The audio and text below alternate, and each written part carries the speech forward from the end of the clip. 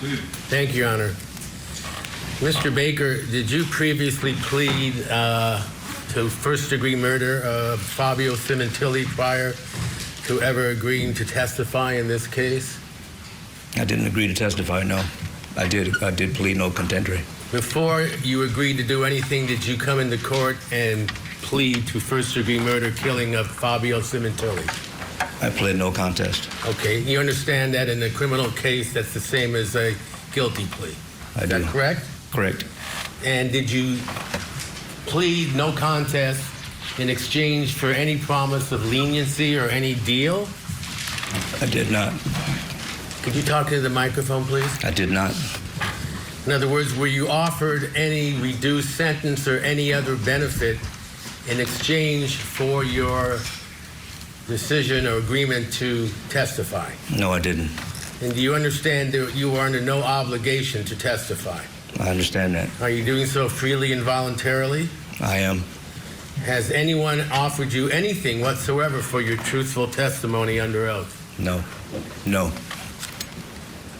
After your arrest in this case, did you ever receive anything from Monica Sementilli, any benefit for coming in here and testifying truthfully? No.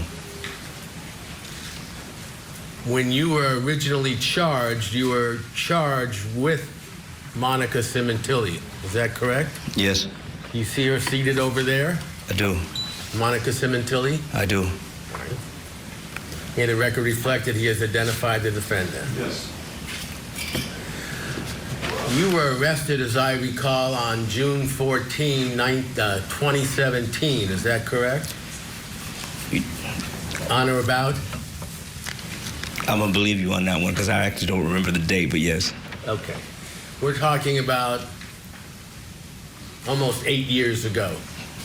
Yes. All right. You remember that day? If not the date? I don't remember the date, but I kind of remember the day, yeah. I do. Okay. After you were arrested and brought to court, were you represented by attorney Michael Simrin? S-I-M-R-I-N? Initially, no, but later on, yes. Okay.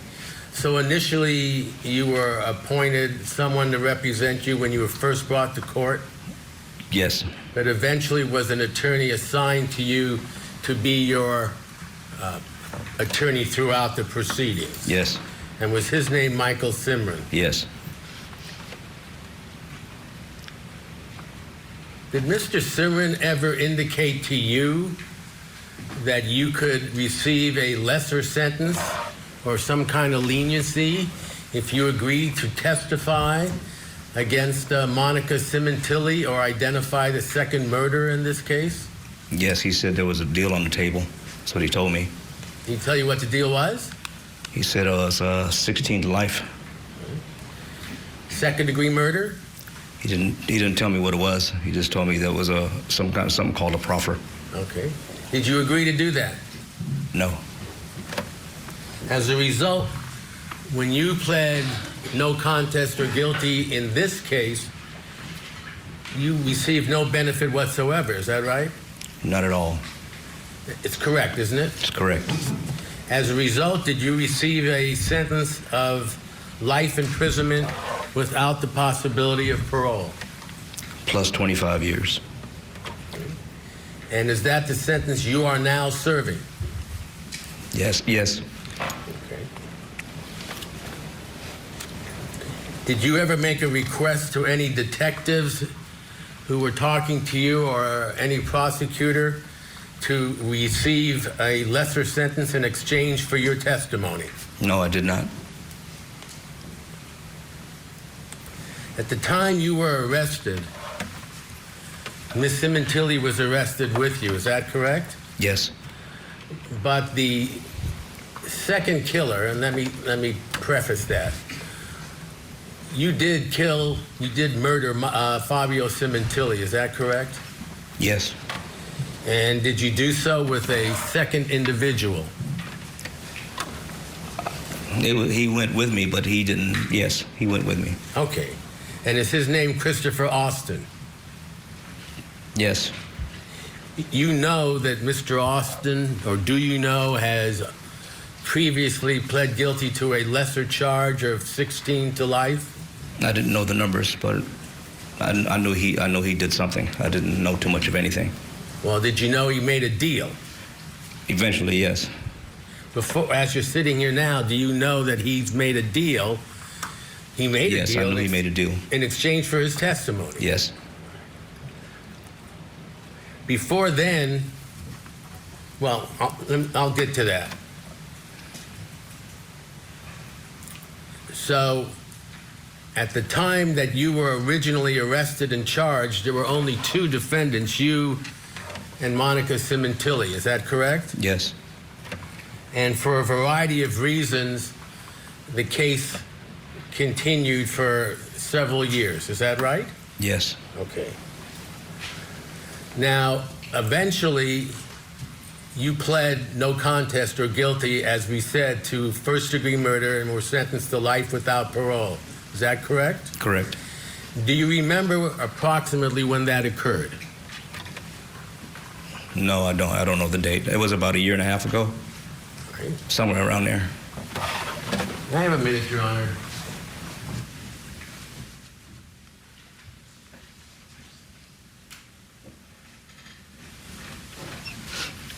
All right, I'm going to give you the date of July 7, 2023 that we have from the official records. Does that sound right?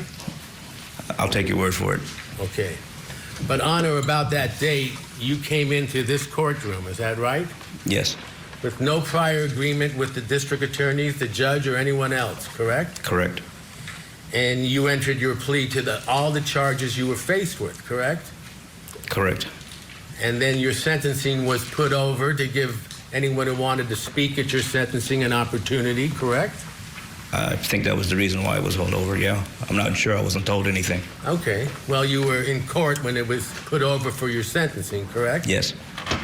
And you were represented at that time by Mr. Cimarron, is that right? Yes.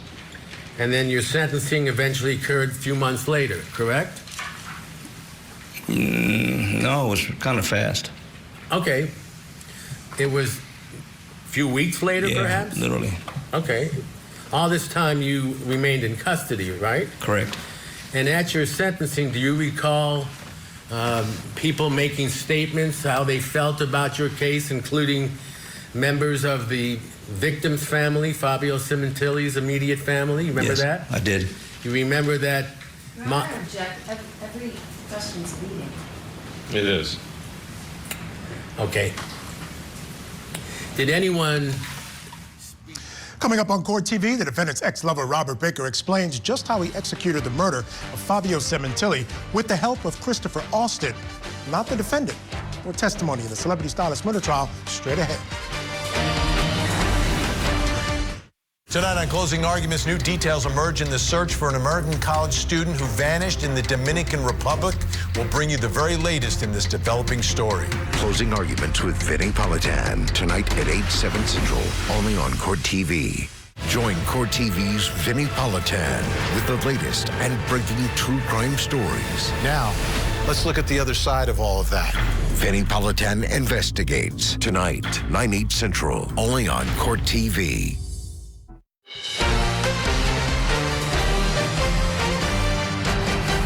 All right, folks, before we get back into court, I want to bring in our guest for this hour. Joining us, criminal defense attorney, former prosecutor Marsha Minot. Marsha, great to see you. Great time to be on the show. The whole world has been waiting for Robert Baker to take the stand. And I got to say this, first and foremost, he rejected a plea deal of 16 to life, the same deal that Christopher Austin took. Right, so there's something there, but he's instead serving life plus 25 years, never getting out of prison. I got to say, right off jump, buys you a lot of credibility. It does. That is fantastic for the defense. And the reason is because we had previously testimony from a co-defendant who has a deal, who made a deal, who was calling the prosecutors, talking to the prosecutors. So it goes to bias.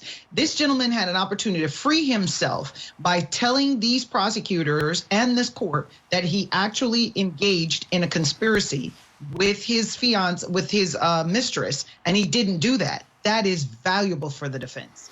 No question. I want to talk about this defendant. I'm watching her there. You know, she's always up on the screen, and she looks as though she's actually hyperventilating. I mean, it's like she can't even take it. But she's in a very difficult spot with this particular witness because the jury has already heard a lot of information about how even after they were arrested and she knew that he was charged with this crime, she still loved him and professed very, very serious love for him. Wanted to be called Monica Baker, wanted to take his last name, etc. But yet and still now she knows that he's responsible for the murder of her husband. So she's got to be careful with her emotions, doesn't she? She does, because she does not want to look as if she is favorable towards someone who committed a homicide for her husband. Other than that, jurors will start to believe, look, he's only doing it to protect her. So despite the fact that he took life plus 25, we think he loved her and we think he's protecting her, not that she's not involved. She has to be very careful with those facial expressions. Yeah, but like I said, she looks like she's hyperventilating to me. I want you guys to watch very closely as we take you back to court now. The jury is hearing direct testimony from Robert Baker. Now he's answering questions about the murder of Fabio Sementilli. What they thought you should receive as a result of your pleas. People spoke, and quite a few people spoke, yes. Did the two daughters of Monica Sementilli speak as well? I think just one of them did, if I'm not mistaken. Okay, your memory's better than mine. After they spoke, you were in fact sentenced to life without parole, is that right? That's correct. And have you been in prison ever since? I've been in custody ever since. Let me just ask you, well, a few basic questions before we get into the details. Did you plan and execute the plan to murder Fabio Sementilli? Yes, And did you in fact do so? I did. And who was with you at that time? Just Chris was. He was a lookout. All right, we'll get to that. You see the defendant seated over here, Monica Sementilli? Yes. You knew her well at the time of the murder, is that right? Yes. Is it fair to say you were in a romantic or sexual relationship with her? Yes. You can say that. Was that true? Yes. Did she have anything to do with the planning or the execution of the plan to kill Fabio Sementilli? No. You're sure? I'm positive. Now, you have heard some of the evidence already against you in the form of what we call overhears, is that correct? Yes. Does that change your testimony that she had nothing to do with the planning or killing of Fabio Sementilli? No, it doesn't change anything. Does that remain your testimony under oath today? Yeah, it is. Let me get a little background from you, if I could, Mr. Baker. What's your date of birth? 5262. And where were you born? Europe, Germany. When did you come to the United States? I don't know. When my dad brought me here, I guess, when I was like 3. Okay, and where did you live? Been all over the United States. I'm an Army brat. And you ever live in Fayetteville, North Carolina? Yeah, yes, I have. Where'd you grow up? Kind of everywhere. Fayetteville was most of my childhood Okay. upbringing. You had a father and mother there with you? Yes. Any relatives? Any brothers and sisters? No, that's me. I'm the only child. All right. And at some point, did you come to Los Angeles, California? Yes, as an Army recruiter. Pardon? As an Army recruiter, I came here. Okay. So were you in the Army yourself? Yes. For what years? You remember? From 81 to 94. So 13 years? It were about, 13, 14 years. Okay. And what was the highest rank you received? I was a staff sergeant. And were you stationed all over the country or overseas or what? A little bit of both. A little bit Atlanta, Georgia, Virginia, all over the place. I've been a whole bunch of places. Did you consider yourself a good soldier? Objection relevant. I hear it. So rude. I was considered one of the best. And when you retired, at what rank did you retire from the I didn't service? retire. So you're still a member of the armed services? No, I'm out. So how did you leave and why did you leave? First, how did you leave? I just.